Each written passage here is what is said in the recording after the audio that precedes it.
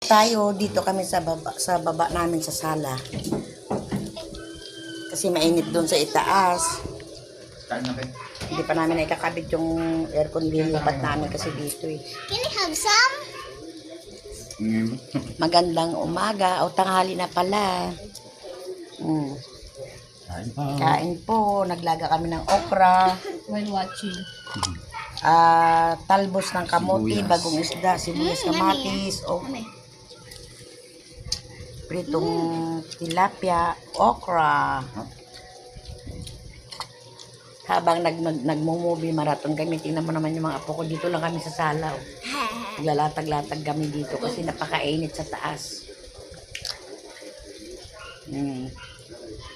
Matakaw sa okra, si Panot siya. Diyan. Thank you for watching and follow for more.